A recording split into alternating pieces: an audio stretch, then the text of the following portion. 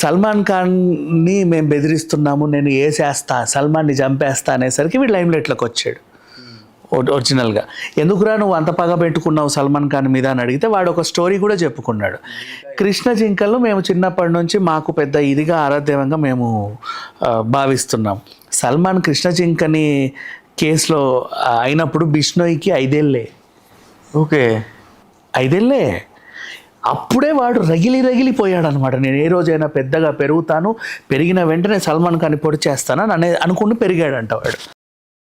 అది వాడి స్టోరీ బయట. అండ్ ఇంకోటి అక్కడ జరిగింది చూసావా, మేమే ఇంకో దగ్గర జరగకుండా చూసుకో అంటాడు. నువ్వు లోపలే ఉన్నావు. ఊరికే బయట జరిగే పెద్ద పెద్ద విధ్వంసాలన్నీ క్లెయిమ్ చేసుకుంటా ఉంటాడు వీడి ఎదుగుదల కోసం. ఇప్పుడు వీడికి దొరికింది కాశ్మీర్ అంశం యాక్చువల్గా. ఓకే. సో పెహల్గాంలో వాడు అట్లా అన్నాడంట, మేము వాడిని నరికేస్తాం, కరిగేస్తాం, ఇలా చేస్తాం, అలా చేస్తామని ఏదో చెప్పాడు. వీడు అలా చెప్పినందుకు అంటే ఆ అంశంలో ఫేమస్ అవుదామని వీడు చెప్పిన మాటలే. అంటే వాళ్ళకి అతనికి బిష్నాకి బయట పెద్ద టీం ఉంది, నెట్వర్క్ ఉందని చెప్తున్నారు. ఏమీ లేదు, 0. అలా ప్రకటించుకుంటే టీమ్స్ వస్తాయి. నీకు అర్థమైందా ఎలా? ఇప్పుడు నేను అండర్ వరల్డ్ డాన్గా పెద్ద బోర్డు పెట్టేసుకున్నా, అండర్ వరల్డ్ డాన్ అని. ఇక్కడే పెద్దగా ఊరికి పెద్ద కూర్చొని ఇట్లా కూర్చున్నా, టోపీ పెట్టుకొని, ఇక ఉంటుంది ఈ సిగరెట్ ఇట్లా కూర్చున్నాను. అండర్ వరల్డ్ డాన్ ఎవడు అని చెప్పేసి మనకు తెలియని డాన్ ఎవడరా అని చెప్పి లోకల్లో ఎవడో ఒకడు వస్తాడు.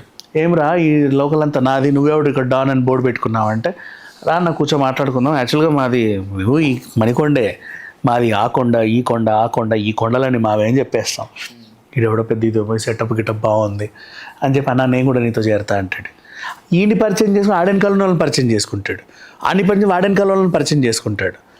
మనం ఈ సెటప్ పెట్టి కూర్చుంటే ఇల్లే వస్తారు. అందుకే పెద్ద పెద్దవన్నీ క్లెయిమ్ చేస్తే ఈ చోటా గ్యాంగులు ఉంటాయి కదా, అన్న మేము కూడా మీతో చేరిపోతామన్నా అంటారు. వీడికి అసలు గ్యాంగే లేదు, వీడిని ఉద్దేశించి మళ్ళీ దాన్ని విస్తరిస్తూ ఉంటారు. ఈ టైప్ ఆఫ్ పీపుల్ ఉంటారు, చాలా సినిమాల్లో చూసాం మనం.